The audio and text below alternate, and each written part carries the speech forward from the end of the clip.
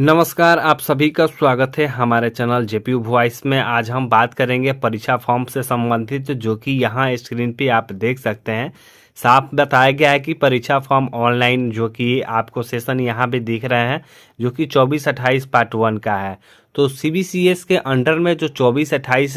सत्र चल रहा है, इसका पार्ट 1 का फॉर्म भरने के संबंधित जो है नोटिफिकेशन जारी कर दिया गया है, जो कि नोटिफिकेशन आप यहाँ पे देख सकते हैं, जो कि शेड्यूल के हिसाब से लगा दी गई है। और इसका जो अंतिम तिथि है, जो कि बहुत कम ही है, क्योंकि कम दिनों में जो है इस फॉर्म को आपको फिलअप करना है और फॉर्म को फिलअप करने के बाद जो है इसे आपको जमा भी करना है। तो हम बताएंगे आपको फॉर्म भरने से संबंधित जो है पूरी जानकारी की। फॉर्म भरते समय आपको यहाँ पे देख सकते हैं कि बताया जाएगा कि कौन कौन से आपको डॉक्यूमेंट देने होंगे। ऐसे तो पार्ट 1 का फॉर्म भर रहे हैं, तो पार्ट 1 का फॉर्म भरते समय आपको कौन कौन से डॉक्यूमेंट लाएंगे और डॉक्यूमेंट के साथ बात करूँ तो आपको कितने पेमेंट देने होंगे। ऐसे बहुत सारे स्टूडेंट का कहना है कि लड़कियों का जो है पैसा कम लगता है, लड़कों का जो है पैसा ज़्यादा लगता है।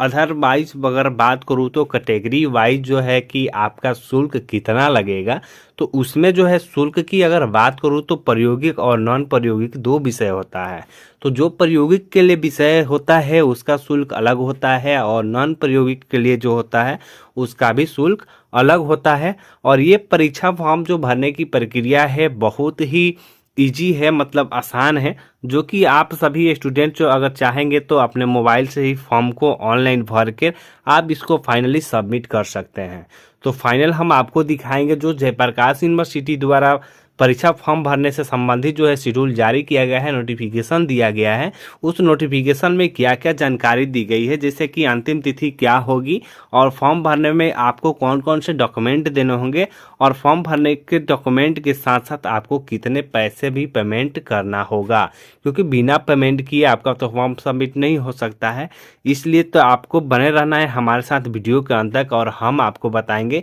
इसमें सारी जानकारी जो है फॉर्म भरने से लेकर के फॉर्म को प्रिंट करने तक की।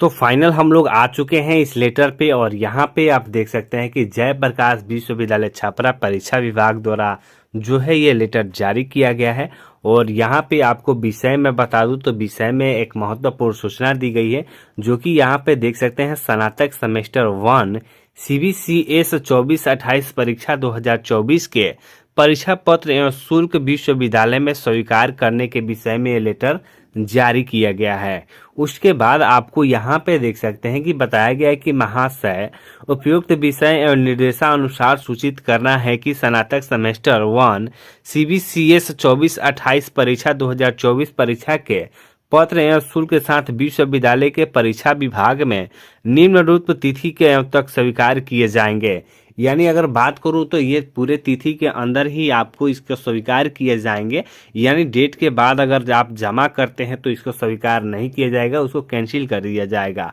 अर्थात मान को बता दूं कि आपको जब भी परीक्षा फॉर्म भरने से संबंधित नोटिफिकेशन जारी किया गया है उसमें एक आध दुका डेट बढ़ा भी है, तो आप लोग डेट बढ़ने की प्रतीक्षा ना करें। जैसे ही ऑनलाइन की वेबसाइट ओपन हो जाती है आप लोग उस फॉर्म को भर कर उसको जमा कर दें, ताकि जितने जल्द आप लोग फॉर्म भर के जमा कीजिएगा उतने जल्द आगे की प्रक्रिया भी आगे बढ़ती रहेगी। तो यहाँ पे आगे अगर मैं बताऊं आपको तो थोड़ा सा इसको स्क्रॉल कर लेते हैं। यहाँ पे आप देखेंगे कि 2 सेल में आपको जो है यहाँ पे बताया गया है, क्योंकि यानी 2 सेल की अगर बात करूँ तो 1 और 2 सेल में आपको बताया गया है कि आपको परीक्षा का शुल्क कितना देना होगा, इसका परीक्षा का जो अंतिम तिथि है वो क्या होगी, और परीक्षा का जो विश्वविद्यालय का जो पेन ड्राइव को भेजा जाता है, यानी आपके डेटा को कलेक्ट करके जो है यूनिवर्सिटी में जो भेजा जाता है उसका टाइमिंग क्या होगा, उसका लास्ट डेट क्या होगा। तो चलिए फाइनल आपको बता दूं तो सबसे पहले देखिएगा तो यहाँ पे दिया गया है विद्यार्थी के लिए परीक्षा पत्र एवं शुल्क महाविद्यालय में जमा करने की जो तिथि है, यानी जो फॉर्म आप भरेंगे उसको और आप जो शुल्क देंगे उसका जो तिथि है वो 7/3/2025 से लेकर 17/3/2025 तक लिया जाएगा। यानी कुल मिलाकर जो है फॉर्म भरने की जो प्रक्रिया होगी वो टोटल 10 दिनों की है। 10 दिन में आपको फॉर्म भर देना है और फॉर्म भर के भी जमा कर देना है। ऐसा नहीं है कि फॉर्म भर लिए, फॉर्म भर के आप लोग घर पे बैठे हैं, तो ऐसा कुछ नहीं होने वाला है, क्योंकि 10 दिन का समय है और 10 दिन के अंदर में ही आप सभी को ये सारे काम कर लेना है। ऐसे जब वेबसाइट जब ओपन हो जाता है तो वेबसाइट ओपन होता है तो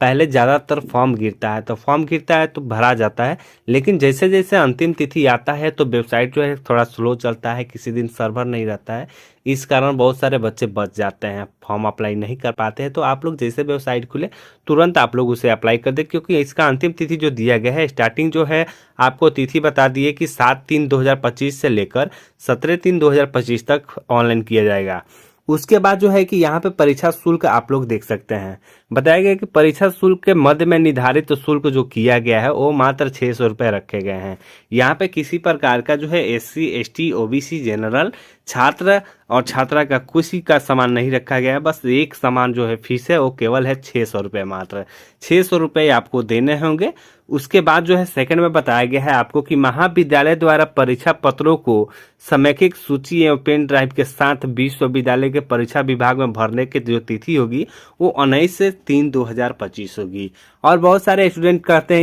ये आखिर सूचना क्या दिया गया, तो उनको बता दूं, जो कि आप परीक्षा फॉर्म भरते हैं, आप परीक्षा फॉर्म भरकर जब आप यूनिवर्सिटी में अपने जमा करते हैं तो उसको जो है आपका विश्वविद्यालय जो है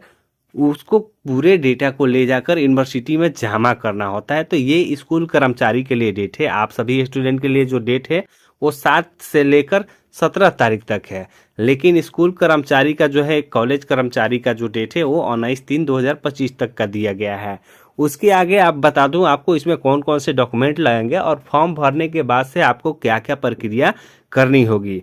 तो यहाँ पे सबसे महत्वपूर्ण सूचना, बहुत सारे स्टूडेंट होते हैं कि इतना पढ़ लिए, इतना पढ़ के अपना फॉर्म भरना शुरू कर दिए, ये गलत बात होती है, क्योंकि यहाँ पे आप महत्वपूर्ण सूचना यदि नहीं पढ़ते हैं तो आपको पता नहीं चलेगा। फिर आप जाइएगा साइबर कैफे में, वहाँ जाने के बाद जो है उनसे पूछिएगा भैया कौन कौन से डॉक्यूमेंट देना होगा, भैया कितना पेमेंट लगेगा, तो आपका यहाँ पे 600 रुपये लग रहा है, वहाँ पे बोल देगा कि 800 रुपये दे दीजिए, 100 रुपये ऑनलाइन कराइए या 700 रुपये फॉर्म, तो आप घस दे दीजिएगा। तो इसलिए आपको जो है महत्वपूर्ण है कि सबसे पहले आप लोग पेमेंट जान लिए। पेमेंट जानने के साथ ही जो है, क्योंकि ऑनलाइन जो करेगा वो 100 रुपये या 50 रुपये जो भी लेता है वो उसके ऊपर है, लेकिन आपका जो है ऑफिशियल चार्ज होता है वो 600 रुपये है। अगर कोई बंदा आपको 700 रुपया लेता है ऑनलाइन जो है कि आपको फॉर्म का, और 100 रुपये लेता है तो 800 रुपये ऐसे ही बढ़ जाएंगे। अगर ऐसे कीजिएगा तो आपका 700 रुपये बचेगा या 650 रुपये, जितना भी लगे। ऑनलाइन करने का कोई चार्ज नहीं होता है, क्योंकि ऑनलाइन जो करेगा वो अपना चार्ज तो जरूर लेगा। उसके बाद आप महत्वपूर्ण सूचना में देख लीजिए, महत्वपूर्ण सूचना में बताया गया है कि विश्वविद्यालय के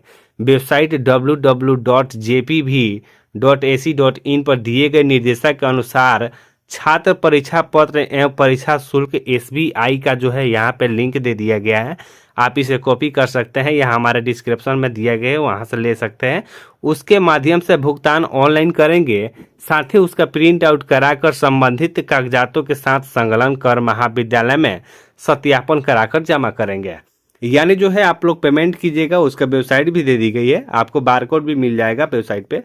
तो फॉर्म भरने के साथ ही जो तुरंत आपको जमा नहीं करना है, ऑनलाइन फॉर्म भरे। ऑनलाइन फॉर्म भरने के साथ जब उसका प्रिंट आउट निकलेगा, आपको उसको 2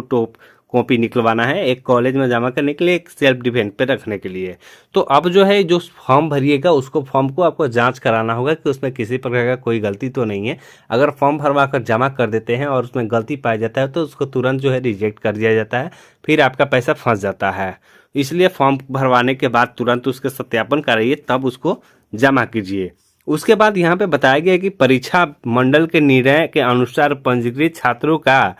कि परीक्षा पत्र भरने की स्वीकृति प्रदान की जाती है, यानी उसमें तो वही बच्चे भरेंगे जिनको जो है सत्यापन मिलता है। उसके बाद आपको बता दूं कि बिना पंजीकृत छात्रों के परीक्षा पत्र यदि सत्यापन या अग्रेसित की जाती है तो उसकी सारी जवाबदेही संबंधित प्राचार्य या सत्यापन पदाधिकारी की होगी। परीक्षा पत्र एवं अग्रसन के अनुसार प्राचार्य सही भर दी गई हो। परीक्षा पत्र के सौंकाए विषयवार के छात्रों के समेकित सूची 2 पंक्तियों में कमावार कंप्यूटराइज पेन ड्राइव में भेजा जाना है। तो अब जो है आपको हम बताए थे कि परीक्षा फॉर्म भरने के बाद आपको कितने कॉपी निकलवाना है, तो 2 कॉपी या जितने भी कॉपी आप निकलवाइएगा उतना ही बेटर है, 2 कॉपी सबसे इम्पोर्टेंट होता है। वही चीज़ यहाँ पे आपको दे दी गई है कि यहाँ पे बताया गया परीक्षा पत्र की प्रिंट आउट कर संबंधित कागजातों के साथ संलग्न कर महाविद्यालय में जमा करेंगे और कृपया महत्वपूर्ण निर्देश का प्राथमिकता दी जाएगी। यानी जो है कि आपको तो है इसको संबंधित कागजात जितने भी होंगे, आपको आधार कार्ड, और जो फॉर्म भरवाइएगा, आधार कार्ड, जो रजिस्ट्रेशन कार्ड आपका जितने भी मिला है, आपको एडमिशन कराते हो सारे डॉक्यूमेंट आपको लगाने होंगे, उसके बाद इसको जमा करने होंगे। तो अभी जयप्रकाश यूनिवर्सिटी में जो ये लेटर जारी किया गया है, इसका वेबसाइट जैसे ओपन होता है तो फिर हम आपको बताएंगे इसको फॉर्म भरने की प्रक्रिया क्या होगी और मोबाइल से फॉर्म भरने में आपको किन किन बातों को ध्यान में रखना होगा।